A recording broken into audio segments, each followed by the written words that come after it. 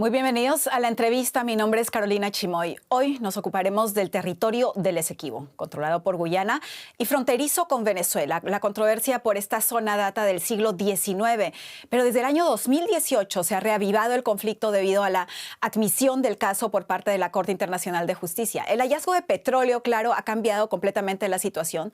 Nicolás Maduro en Venezuela realizó, recordemos, un referendo al respecto, del cual resultó un claro sí al territorio en disputa. Guyana, por su lado, defiende la región del Esequibo como suya y con esto el temor a un nuevo conflicto territorial, esta vez en América Latina, crece. Hablamos de esto con Phil Ganson, él es analista del Think Tank Crisis Group, donde está especializado en resolución de conflictos. Señor Ganson, Phil, muchísimas gracias por acompañarnos. Gracias a ustedes. Recién lo mencionaba, Phil. Maduro ya presentó un nuevo mapa de Venezuela que incluye la región del Esequibo. ¿Qué cree usted que ha movido más al presidente de Venezuela? ¿El interés por el petróleo o la necesidad de aunar a los venezolanos en torno a un reclamo histórico en un momento además de posible debilidad interna antes de las elecciones del próximo año?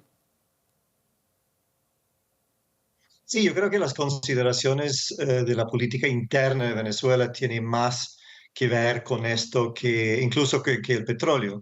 Evidentemente, a Maduro, que está no solo en dificultades políticas, sino serias dificultades económicas, le encantaría echar mano a las enormes reservas de petróleo de Guyana, pero yo creo que, hablando en términos realistas, no hay mucha posibilidad de que logre su propósito de ocupar el territorio del Esequibo.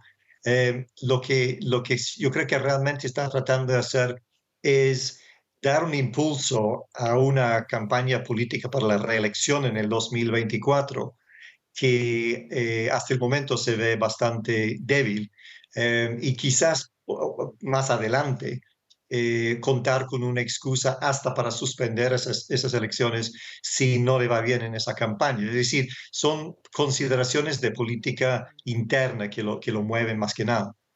Mm, ¿Y usted cree que el pueblo venezolano también lo ve así o cómo son las reacciones que usted ha estado observando en Caracas?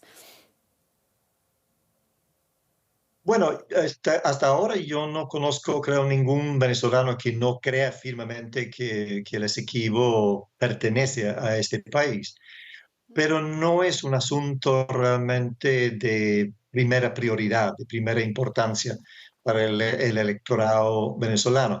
Ahora, usted mencionó el referéndum del 3 de diciembre. El gobierno dice que salieron a votar 10,5 millones de venezolanos. Eso sería más del 50% del registro electoral.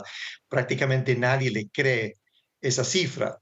Es cierto que votaron sí a todas las 5 preguntas que tienen que ver con el apoyo a la política del gobierno en este conflicto, pero creo que no, obviamente ningún venezolano quiere ir a la guerra, y creo que también hay mucha suspicacia. Maduro es un presidente impopular, hay un gran rechazo a su presidencia y creo que hay mucha suspicacia en cuanto a su motivación en este conflicto. Sabemos además que en estos momentos hay esfuerzos diplomáticos para encontrar una solución a este problema. ¿Ayudará en algo esta vía diplomática después de esos anuncios realizados por Maduro que son quizás, bueno, directos y quizás algo agresivos también? Sí, los pronunciamientos de Maduro han sido muy belicosos, los de él y también de sus colegas del gobierno. Maduro ha dicho, por ejemplo, que el presidente de Guyana tendría que estar consciente de que, y cito, o esto lo arreglamos por las buenas o lo arreglamos. El ministro de Defensa ha dicho que esto no es una guerra, no es un conflicto armado por ahora. Entonces yo creo que evidentemente los guyaneses, estando aquí frente a ese tipo de insinuación, naturalmente se sienten nerviosos. Ahora, acaban de firmar los dos presidentes un acuerdo en la isla de San Vicente, supuestamente para digamos, bajar las tensiones. Han acordado la conformación de una comisión mixta. Los países de la región, los países del CARICOM, los países del Caribe, digamos, y la organización regional CELAC, junto con Brasil, con Naciones Unidas, están muy involucrados en este proceso de tratar de bajar estas tensiones. Yo no creo, Mm. por otra parte, que el gobierno de Maduro pretenda realmente ir a la guerra. No, no creo que esté contemplando invadir el Esequibo, tomarlo por la fuerza. Pero evidentemente en situaciones así de mucha tensión fronteriza, un mal cálculo, un incidente malentendido, puede llevar a consecuencias más graves y esperamos que eso no suceda. Demos un breve repaso. ¿Cuáles fueron los factores clave que llevaron finalmente a la Corte Internacional de Justicia a admitir este caso en el año 2018, bastante después de que el conflicto ya estaba latente? Porque como bien dijo usted, todo esto empezó en el siglo XIX, pero ¿por qué llegó de nuevo a ese punto en el 2018? Bueno, es una larga y complicada historia, pero para tratar de resumirla, Venezuela nunca había estado conforme con los resultados del Tribunal de París, el laudo arbitral de 1899, pero a mediados del siglo pasado obtuvo evidencia, testimonio de que hubo en ese tribunal una especie de componenda entre las grandes potencias. Ahí estuvo Estados Unidos, estuvo Gran Bretaña como poder colonial del momento y un juez ruso. Y supuestamente entre los británicos y el ruso hubo una especie de acuerdo que se presentó a los norteamericanos que en ese momento estaban representando a los intereses de Venezuela, que era una especie de take it or leave it, es decir, o aceptan esto o el resultado va a ser peor porque el tribunal funciona con base en una decisión mayoritaria. Bueno, con eso en las manos, Venezuela empezó a protestar. En 1966 se firmó lo que se llama el Acuerdo de Ginebra. Gran Bretaña, las autoridades de lo que era en ese momento la Guyana británica, la colonia, y Venezuela acordaron establecer una comisión para ver si había una forma de resolver esto amistosamente. Para hacer Ujú. el cuento corto, para principios de este siglo, eso con prácticamente 50 años de intentos no se había logrado. El propio Acuerdo de Ginebra le da en última instancia al secretario general de Naciones Unidas la facultad, la potestad de decidir en qué foro este conflicto podría resolverse. Y eso lo hizo el actual secretario general, Antonio Guterres, en el año 2018, refiriendo el caso a la Comisión, perdón, a la Corte Internacional de Justicia. De justicia, Venezuela sí. no acepta eso, no acepta su jurisdicción, pero la propia Corte, que es la última autoridad en la materia, dice que sí tiene jurisdicción y que seguramente en unos años va a producir un veredicto. Ahí es donde está el conflicto en este momento. Venezuela rechaza esa vía, Guyana Ujú. dice que es la única vía, que no se puede volver atrás, y en eso estamos. Y también, Phil, es importante mencionar que aquí el hallazgo de petróleo cambió por completo la situación. Fue el game changer, por llamarlo de alguna manera. ¿Venezuela realmente podría entonces llegar a reclamar la región como suya y empezar a extraer petróleo del Esequibo? Y es un poco irónico porque Venezuela dice tener las mayores reservas de petróleo del mundo. Uno se pregunta por qué querría, por qué necesitaría agregar 11.000 millones de barriles más, sobre Ujú. todo en momentos en que la industria petrolera venezolana está prácticamente en ruinas.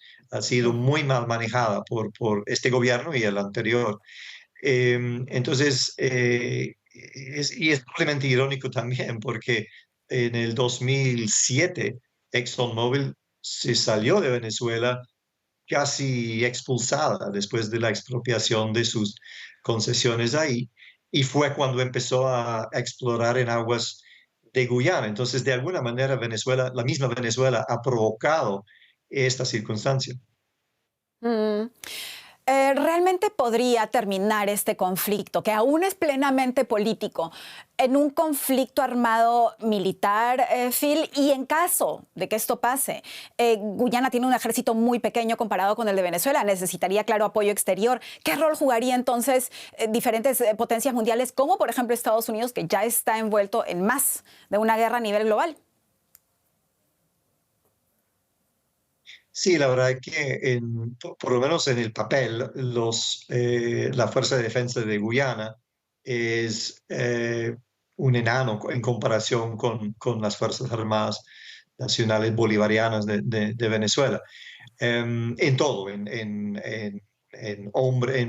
digamos, en personal, en equipo, en vehículos, en aviones, etcétera. En teoría no sería nada difícil para Venezuela ocupar y quitarle el Esequibo a Guyana. Ahora, Venezuela en el plano diplomático prácticamente no tiene apoyo en esto. Toda la región, con pocas excepciones, está del lado de Guyana.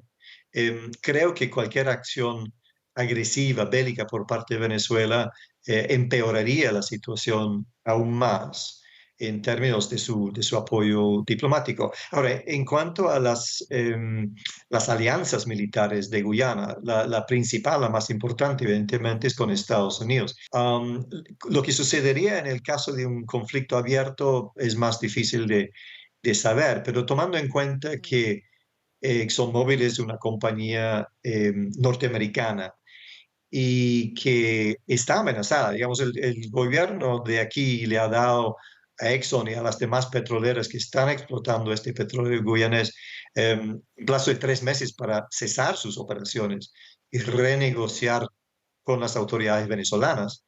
Ese tipo de amenaza me parece que sería muy difícil de pasar por alto en Washington. Creo que estarían obligados a defender Mm. a Guyana y a sus propias empresas petroleras. Phil Ganson, especialista en resolución de conflictos. Muchísimas gracias por esta entrevista con Deutsche Welle y hasta pronto.